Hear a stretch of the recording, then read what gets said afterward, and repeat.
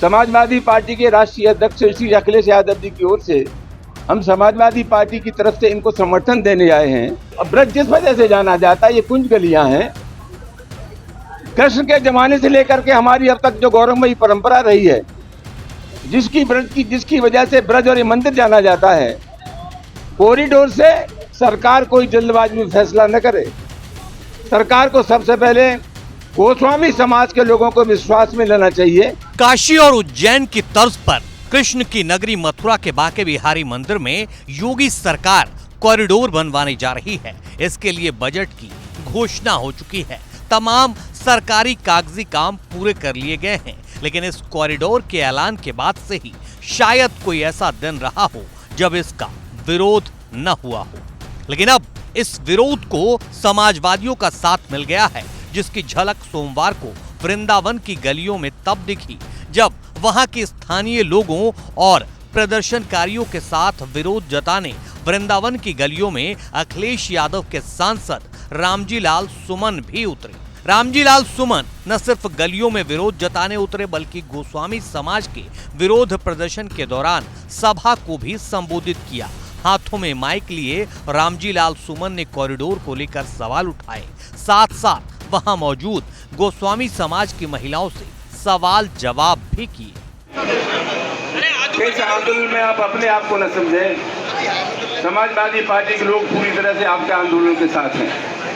असल और बुनियादी सवाल क्या है? असल और बुनियादी सवाल ये है कि इस कॉरिडोर से हमारी पहचान खत्म हो रही है। सरकार ट्रस्ट बनाने जा रही है, जिसमें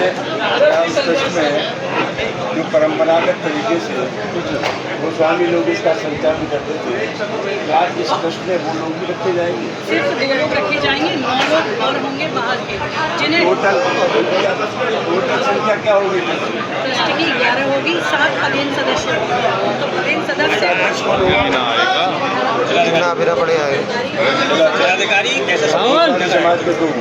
मीडिया के कैमरे के सामने भी सपा सांसद रामजी लाल सुमन ने यह साफ कर दिया कि वे सपा सुप्रीमो अखिलेश यादव के आदेश पर ही यहां पहुंचे हैं।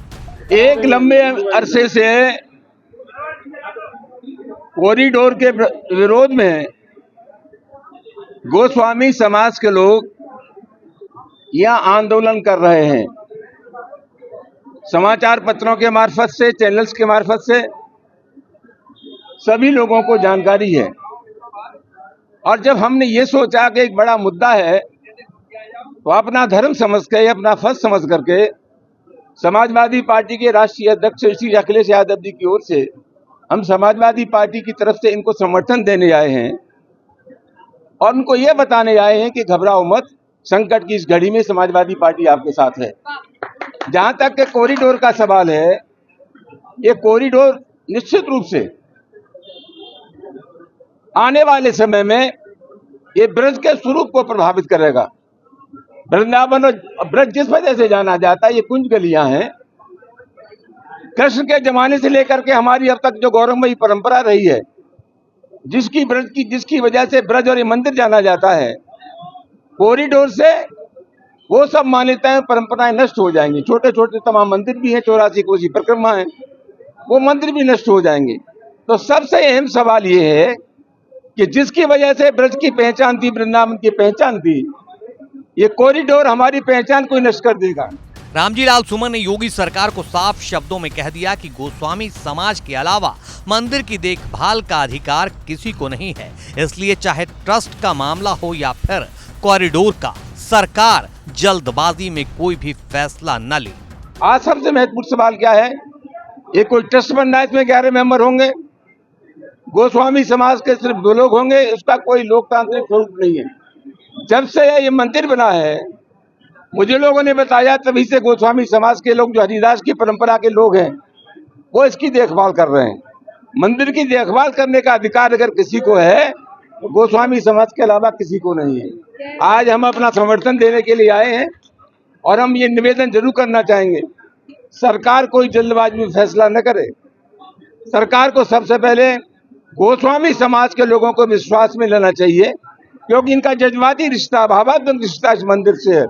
और मैं समझता हूं कि आगे आने वाले समय में निश्चित रूप से गोस्वामी समाज के लोगों की भावना को ख्याल रखा जाएगा और उसी के अनुरूप सरकार फैसला करेगी। प्रदर्शन कर रही गोस्वामी समाज की महिलाओं ने रामजी लाल सुमन के वृंदावन आने और समाजवादी पार्टी का उनके प्रदर्शन को समर्थन मिलने पर क्या कुछ कहना है, ये भी सुन लीजिए। उन्होंने ये पूछा कि क्या चल रहा है, जैसे मंदिर कॉरिडोर और न्यास के बारे में उन्होंने जानकारी ली। फिर उन्होंने राष्ट्रीय अध्यक्ष समाजवादी पार्टी श्री अखिलेश यादव जी की तरफ से समर्थन दिया है गोस्वामी समाज को। गोस्वामी समाज को जो समर्थन दिया है उसके लिए हम समाजवादी पार्टी का श्री अखिलेश यादव जी का हृदय से धन्यवाद करते हैं, साधुवाद करते हैं कि उन्होंने ये वेदना समझी और हम लोगों के लिए समर्थन भेजा है वहाँ से। हमें समर्थन समाजवादी पार्टी से मिला है तो हम यही शिक्षा करते हैं, देखते हैं उनका क्या ओपिनियन रहता है हमारे प्रति और आगे पता चलता है। हम हेमा मालिनी जी से भी मिलने गए थे, उन्होंने भी हमें आश्वासन दिया था। आज समाजवादी पार्टी के भी आए थे, वो भी आश्वासन देकर गए। जिस तरीके से अखिलेश यादव ने अपने पार्टी के सदस्य को भेजकर जिस तरीके से आपको समर्थन दिया है, क्या मानते हैं कि आगे के लिए किस तरीके से लगता है? देखो, करने वाला तो हमारा बिहारी जी है और हम विश्वास ही कर सकते हैं, इसके अलावा कुछ नहीं कर सकते हैं। क्योंकि अब ये स्थिति है कि आज हमें 22 दिन हो गए यहाँ आते आते, पर अभी तक कोई निर्णय सरकार की तरफ से नहीं सुनने को मिला है। हम बहुत आभारी हैं कि वो हमारा समर्थन देने आए। जो उन्होंने अतीत में गलतियां करी थी वो उन्हें सुधार रहे हैं और बहुत अच्छा है। इससे उनकी पार्टी सशक्त हो जाएगी। बहुत ज्यादा अच्छी बात है कि वो हमारा समर्थन देने आए। भगवान करे कि वो योगी जी तक ये सारी बातें पहुंचे और वो कहे कि भैया देखिए, जो पार्टी पहले गलती करके अब सुधार रही है तो हम वही गलती क्यों दोहरा रहे हैं। बहरहाल वृंदावन कॉरिडोर को लेकर आखिरी फैसला सरकार को ही करना है, क्योंकि चाहे अखिलेश यादव हो या फिर कोई और, ये सरकार पर दबाव बनाने का ही काम कर सकते हैं। और कॉरिडोर के मुद्दे पर गोस्वामी समाज और सेवायतों के साथ आकर समाजवादियों ने ये काम पूरा कर दिया है।